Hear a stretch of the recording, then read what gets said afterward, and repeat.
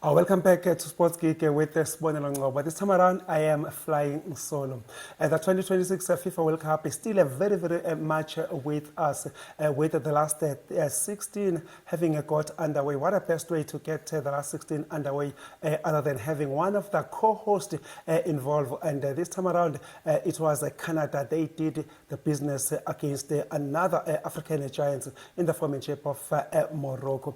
Talking of Canada, yes, who can forget that Canada, that is the team that booted out, you know who, that is none other than South Africa. They beat them by that solitary goal, 1-0. It was enough to see the co-host Canada marching on to the last 16. And surely they were fencing their chances, considering that they were playing another African team. If they thought Morocco was going to come with a very same strategy that Bafana employed on the night, definitely they had another thing coming their way. The African giants of Morocco, what a performance they dished on the night. The plan was great. The execution was out of this world. They beat the co-host Canada, listen to this, by a whopping 3-0.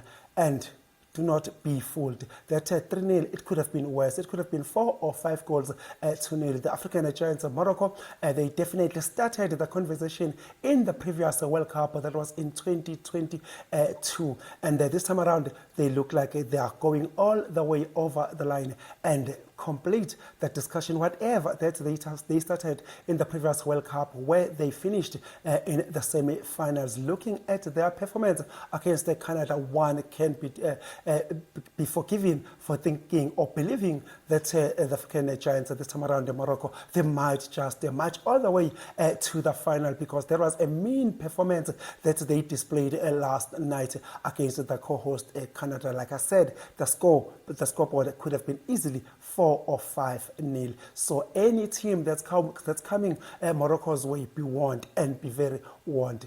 Morocco are very dangerous. They definitely mean a business this time around. Their goalkeeper, Bono, oh boy, what a performance that was. Their captain, Hakim, like they always say, leading from the front, and he did exactly that on the night. Diaz up front also did a business for the North African giants. So it is congratulations are in order indeed for the African giants, Morocco. There was a top-class performance indeed. In so doing, they saw themselves marching into the quarter-finals.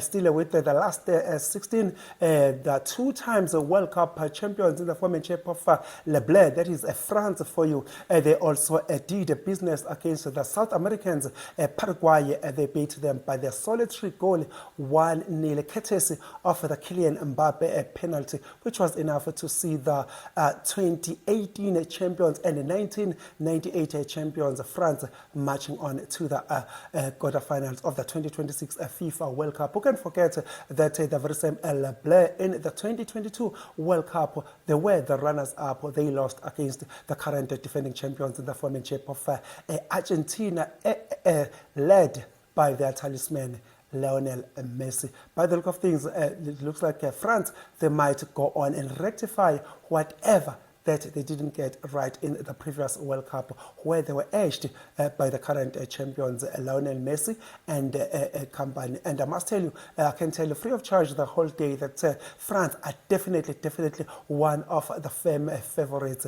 Spain, obviously, is also one of the firm favorites, but France, they are leading the pack of the favorites, with Spain idling at number 2. And talking of Spain, they will be taking on Cristiano Ronaldo and company in the last 16. Will Spain do what is expected of them, marching on to the quarterfinals? But believe you me, Cristiano Ronaldo and company, they will definitely make it very difficult for the Espanyol. So we can fully confirm that the top 2 team, they have made it into the quarterfinal. That is Morocco and France. So the big question is, who will join them? Will it be England when they do a business against the co-host Mexico, or will it be Portugal when they take on the firm favorite Espanyol? That is Spain for you. It is going to be interesting indeed, and there's still some other big fixtures in the last 16. That one will definitely definitely like to look at Brazil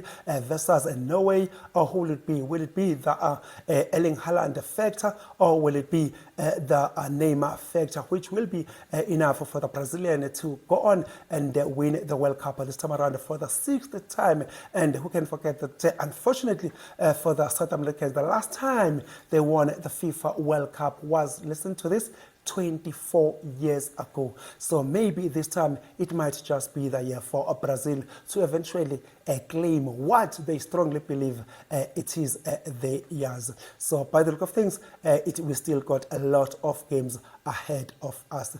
Still with the football, but this time around coming closer to home. The big talking point in as far as domestic football is concerned, it is, what should I call it, a controversy, a scandal or drama that what has unfolded between Orlando Pirates and Mamelodi Sundowns. And there is one player who is in the center of all this controversy involving these two big clubs in as far as South African football is concerned. That is Siyanda Ndlovu, the former Golden Arrows player.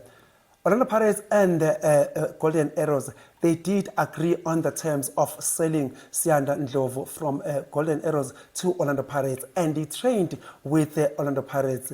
Jiggy, when Orlando Pirates, they were about to seal the deal, and the guy was already in Mayfair training with the mighty Buccaneers. The next day, Mamelodi Sundowns, they snatched Siyanda Ndlovu right under the mighty Buccaneers nose, and they take him straight to Chlorkop. There was before Orlando Pirates signing, but all the personal terms, so as the deal between Orlando Pirates and Golden Arrows, everything was concluded. When he got to Mamelodi Sundowns, it looks like the digits were great for Siyanda Ndlovu to deny, and guess what? It is now history that Mamelodi Sundowns, they stole Siyanda Ndlovu right under Orlando Pirates' nose. They took him to Chlorkop, they signed him, and we are told that the figures are great. And we are told Orlando Pirates, the digits were in the region of less than 100,000 rands monthly. And Mamelodi Sundowns, it is reported that they've given Siyanda Ndlovu a whopping salary sitting in the region of plus or minus 350,000 rands. The big question is, if you were in his shoes, what were you going to do? You have a club that's offering you 100,000 rands, and you've got a club that's offering you 350,000 rands. Were you gonna go for the game time, or like they always say, if you go to Mamelodi Sundowns, you risk a possibility of not enjoying a game time, and so in so doing, get to see yourself most of the time sitting on the bench. But we are told that Siyanda Ndlovu is guaranteed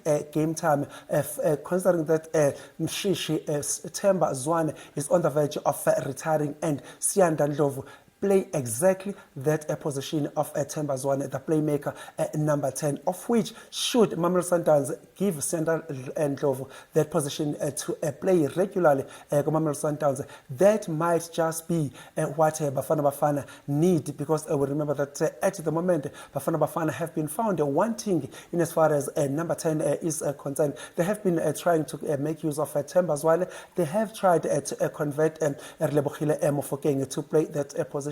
So in the absence of Themba Zwane and Relebohile Mofokeng, Bafana Bafana, they do not have the tried and tested number 10. Yes, Sipho Mbule, in the recent Africa Cup of Nations, he also operated in that position. But at the moment, it can be said that Bafana Bafana, they do not have a well-established number 10. So should Mamelodi Sundowns give Siyanda Ndlovu the game time, that might just be what Bafana Bafana need.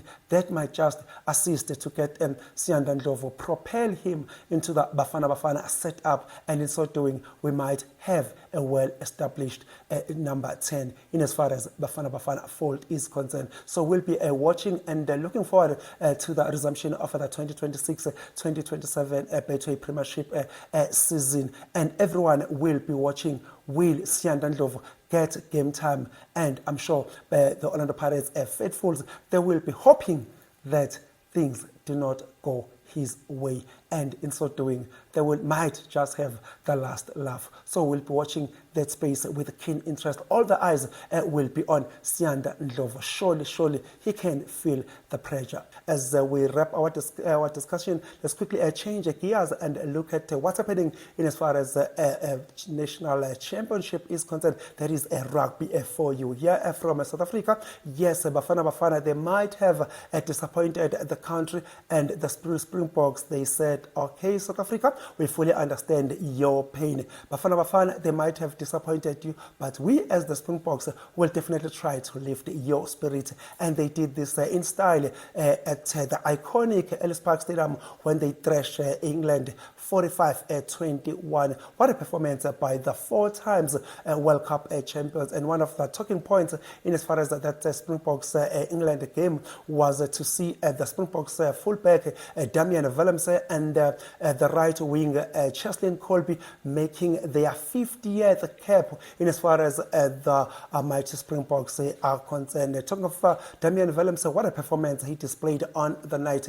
He almost won all the aerial balls. He dominated the sky. One could easily swear that maybe, just maybe, someone might have started the Buong 747 because that's what Damian Willems did in as far as the aerial balls are concerned. He dominated the English side like nobody's business. Manny Libbok in that fly half position, what a stellar of a game he had, especially with his footwork. Talking of footwork, surely you cannot talk footwork and do not mention Cheslin Kolbe, considering what he did on his way to score that try when he sidestepped the English player, and in so doing he made a big momish out of him. One had to feel for the English players. Cheslin Kolbe, Catley Arends, the wings were in full operation with Manny Libbok orchestrating, pulling all the strings from the fly half position. But one must say that yes, that win was celebrated in all the corners of South Africa, but it came at a cost of seeing the Springboks lose head in the formanship of Oxenche when he was stretched out in as early as the 8th minute. But by the look of things, it looks like his injury is not that bad. But one definitely does not expect Oxenche to be available in the next Springboks fixture that will take the center stage come this weekend at the capital city, Loftus Versfeld Stadium, as they take on Scotland. But talking for Scotland, the only thing that one can do is to pity the mighty Scottish side, because surely if the Springboks performance against England is anything to go by, they definitely mean a business. And one can be rest assured that come Saturday when Springboks take on Scotland, it will only be a one-way traffic. And by the look of things, it looks like there will only be one winner on the day. That will be the none other than back-to-back World Cup champions and the record 4 times World Cup champions in the formanship of the green and gold, that is the mighty Springboks, led by their master tactician in the formanship of Rassie Erasmus. The big question is, will Eben Etzebeth and Captain Fantastic Siya Kolisi be available for the Scotland game? Only time will tell. Remember that Eben Etzebeth and Siya Kolisi, they were withdrawn on the match day, which was enough to see Paula de Villiers and Hanekom taking their place in as far as that English encounter is concerned. Come Saturday, the stage is set, and the big question is, will the Springboks make it a one-sided affair yet again as they take on another club from the Northern Hemisphere? This time around, it will be none other than Scottish. That's how we come to an end of our today's discussion here on Sports Geek with Sibonelo Ngcobo. Like I said, this time around, I was flying solo. Till then, it is bye-bye.